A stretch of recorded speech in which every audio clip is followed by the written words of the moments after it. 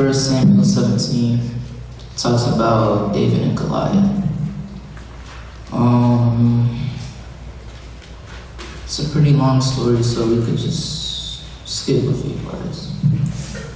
So verse 4 says, a champion named Goliath, who was from Gath, came out from the Philistine camp. His height was 6 cubits and a span. He had a bronze helmet on his head and wore a coat of scale armor of bronze weighing 5,000 shekels. On his legs he wore bronze greaves, and a bronze javelin was slung on his back. His spear shaft was like a weaver's rod, and its iron point weighed 600 shekels.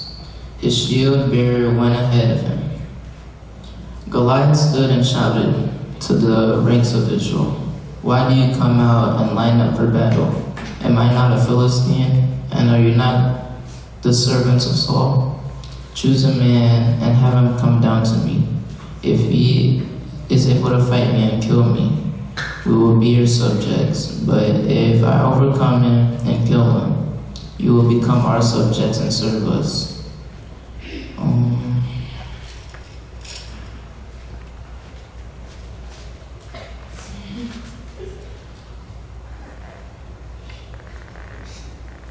We could just go to 22. So basically, he was coming to bring his brothers some supplies, but he ended up coming to fight. So verse 22 says, David left his things with the keeper of supplies, ran to the battle lines, and asked his brothers how they were. As he was talking with them, Goliath, the Philistine champion from Gath, stepped out from his lines and shouted his usual defiance, and David heard it. Whenever the Israelites saw the man, they all fled from him in great fear. Now the Israelites had been saying, "Do you see how this man keeps coming out? He comes out and defies Israel. The king will give great wealth to a man who kills him. He will also give him his daughter in marriage and will exempt his family from taxes in Israel." David asked the men standing near him, "What will be done of the man who kills the Philistines and removes disgrace from Israel? Who is this uncircumcised Philistine that he should defy the armies of the living God?" They repeated to him what they had been saying and told him, "This is what will be done for the man who kills him." When Eliab, David's oldest brother, heard him speaking with the men, he burned with anger at him and asked, "Why do you come down here? And with whom do you leave those few sheep in the wilderness?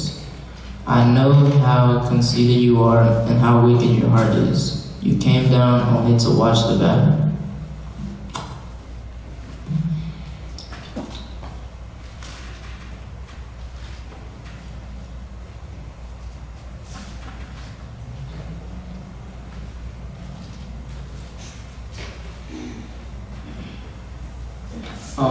Okay, so verse 36 is talking about how he killed a lion and a bear.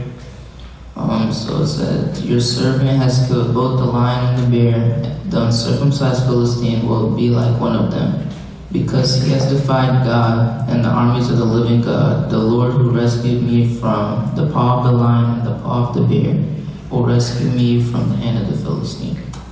Saul said to David, "Go, and the Lord will be with you." Then Saul dressed David in his own tunic. He put a coat of armor on him, a bronze helmet on his head. David fastened on the sword over the tunic and tried walking around, but he was not able to use them.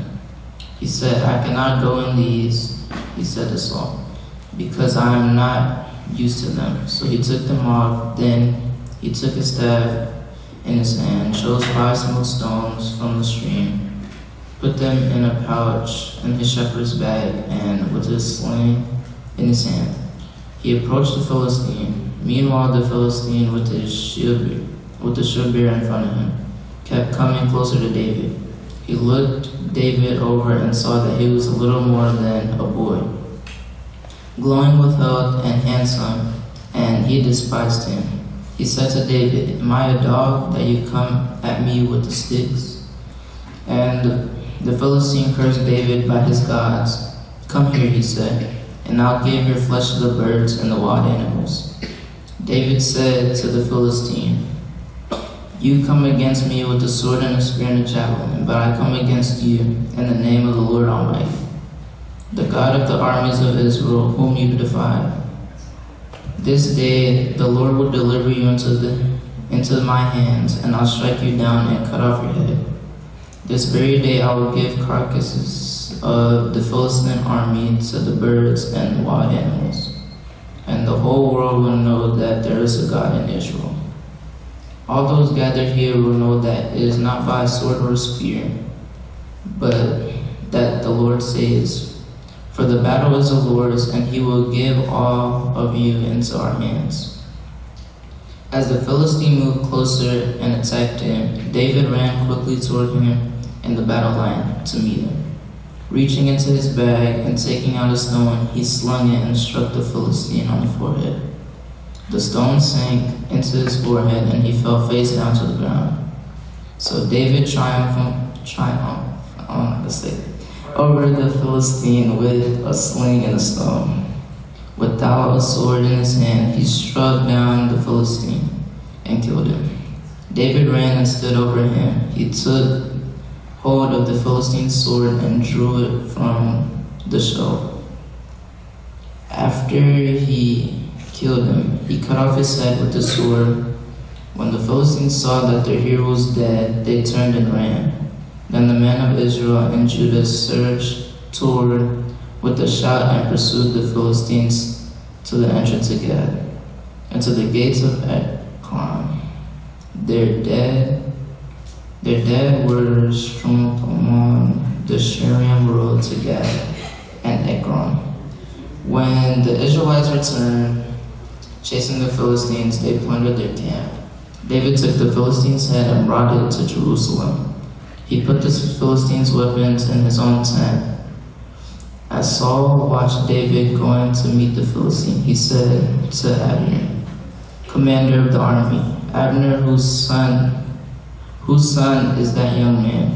Abner replied, "As surely as you live, your majesty, I don't know." The king said, "Find out whose son this young man is." As soon as David returned from killing the Philistine, Abner took and brought him before Saul, with David still holding the Philistine's head. "Whose son are you, young man?" Saul asked him. David said, "I am the son of your servant Jesse of Bethlehem." So basically, it's pretty much about faith, David's faith in God, and that's pretty much what delivered him. And that's how he was able to bring his city to a mighty victory.